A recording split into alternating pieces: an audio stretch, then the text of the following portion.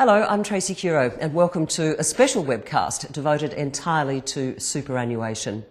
Super is big business, with $1.5 trillion in Australian super funds and over $17 billion in lost and unclaimed super. It's important to make sure that super is working. The Australian Government is making a series of improvements to super over the next 7 years to help protect and grow the retirement savings of all Australians. So, in today's webcast, Alison Lendon will join us to discuss how those changes will impact individuals. Christine Dacey and Kath Quigley will cover what the changes mean for employers, and Stuart Forsyth will discuss the changes for self-managed super funds. Now, as with our usual webcast format, you'll find links to more information on each of the topics we cover today on the same page from which you accessed this webcast. And as with previous webcasts, you can of course view each of the segments individually by simply clicking on your preferred topic.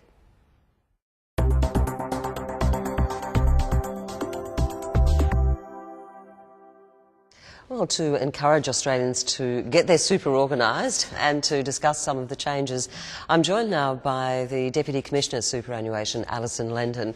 Alison, welcome. Thanks, Tracy. Let's begin with the changes to the super guarantee rate, which will increase from next financial year. Yes, that's right. From 1 July 2013, the super guarantee rate will start to increase, with the first increase being from 9 to 9.25%. Over the next 7 years, the super guarantee rate will gradually increase to 12% of individuals' ordinary time earnings. And from 1 July, the upper age limit for paying super also changes. Yes, the upper age limit for paying super guarantee for an employee will be removed, so mature age workers can continue building their retirement savings. This means eligible individuals must still have super contributions paid by their employer if they're over 70 and still working. And what would you like to see agents telling their clients about those changes? We'd like them to tell their clients that they need to be aware of these changes to ensure that they're receiving the benefits from these changes from 1 July 2013. If people think they're not getting the right amount of super, there are steps that they can take.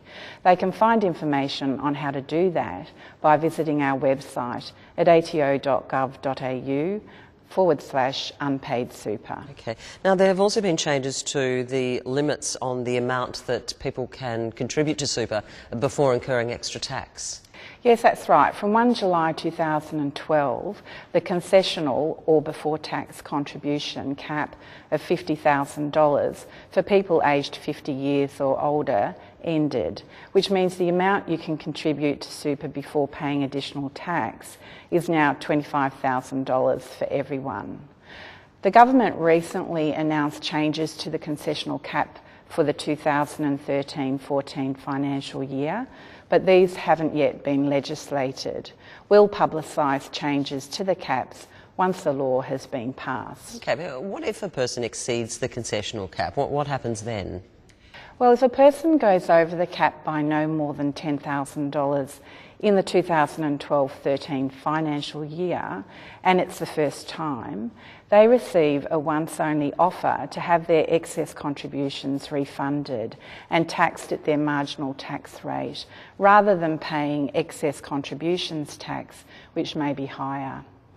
It's important people know about the reduction in the concessional cap so they can avoid inadvertently exceeding it and having to pay extra tax. Agents may wish to encourage their clients to review the amounts they contribute into super to avoid exceeding the caps. And clients should also be aware they need to consider any pay rises and the increase in the super guarantee rate, as this will increase the amount of compulsory employer contributions made to their super fund for the year. What else needs to be taken into account in determining whether the concession cap has been reached or exceeded? Well, they should find out if their client's salary sacrifice into super as these amounts will count towards their concessional cap, in addition to their employer's compulsory contributions. They should also discuss with their client whether their employer pays expenses like super administration fees, insurance premiums or other costs, as these expenses can count towards their concessional contributions cap. Okay, what about a situation where someone makes a contribution to their super fund in late June, let's say, but the fund doesn't receive the money until July? How is that treated? In that situation, their contributions will count towards their following year's cap. For more information, agents can visit ato.gov.au/supercaps. And to take full advantage of the improvements being made to superannuation, people are being encouraged to provide their tax file numbers to their super funds.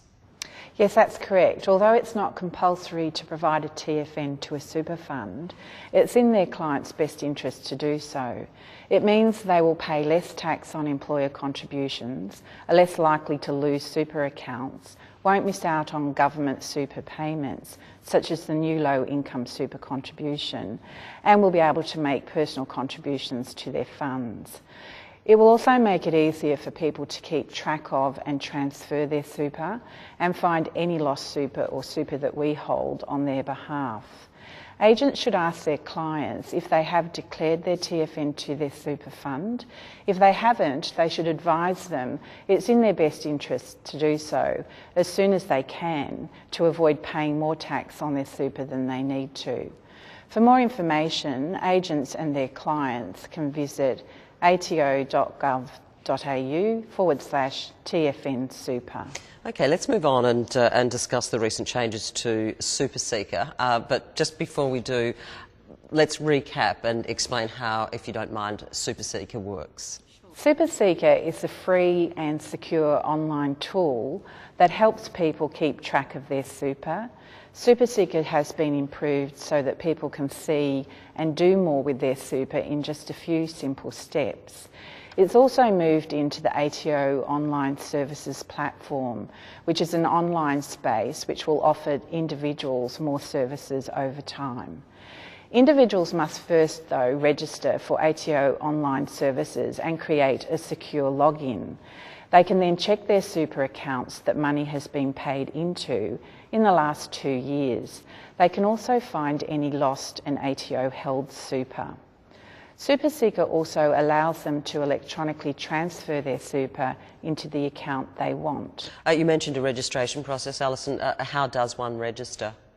Well, Tracy, what they'll need to do first is locate their tax file number and 2 of the required shared secret documents containing information previously reported to us, and then go online and register for ATO Online Services. A notice of assessment issued by us in the last 5 financial years is a good place to start. Other documents that they can use are a super account member statement, which has been issued in the last 5 financial years, or bank account details, a PAYG or Centrelink payment summary, or a share dividend statement issued in the last 2 financial years. Once you've registered for ATO Online Services, they'll also be able to do other things in the system over time. From April, they've been able to check the progress of their tax return, change their personal details with the ATO, and make certain payment arrangements online. We've recently published some how-to videos to help individuals with both the registration process and how to use Super Seeker. They can be found on the ATO's YouTube channel at youtube.com/AusTaxOffice. People can, of course, save money in fees and charges by consolidating their super accounts.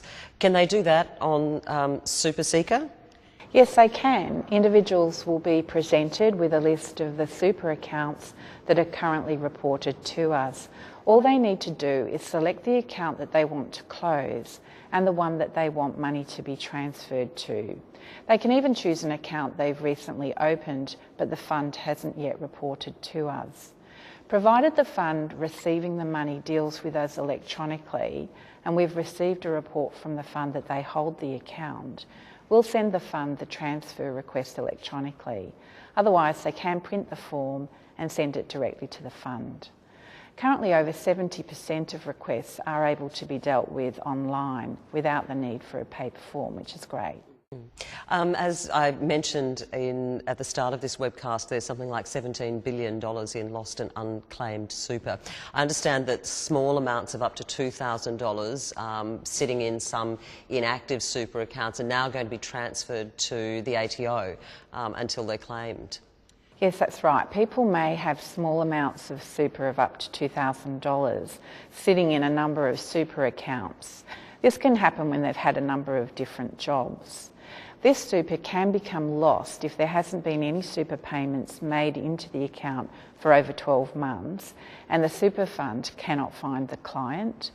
To stop small amounts of lost super from being eaten up by fees and charges, super funds will have to transfer these lost amounts of super, up to $2,000, to the ATO from the 31st of May. And what will the ATO do to locate the owners of lost super? Well, where the fund reports a TFN against the amount transferred, or where we can derive a TFN from the information supplied, we'll display these amounts on SuperSeeker. In January this year, we introduced some new functionality in SuperSeeker to help make the process of claiming this lost super easier.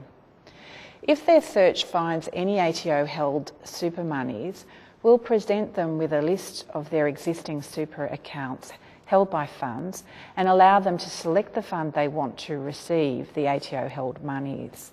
We'll then send the lost super to the super fund of their choice. It's really that easy. Also, from 1 July 2013, we'll pay interest on the small amounts of lost super at a rate equivalent to the Consumer Price Index. And what's the best way for agents to help their clients discover if they may have lost super? Agents can help by promoting the use of SuperSeeker to their clients to manage super accounts and to find any lost super or any ATO-held super that's ready to be claimed. Okay, let's move on to the final topic that we wanted to discuss today, and that's the introduction of the low-income super contribution measure.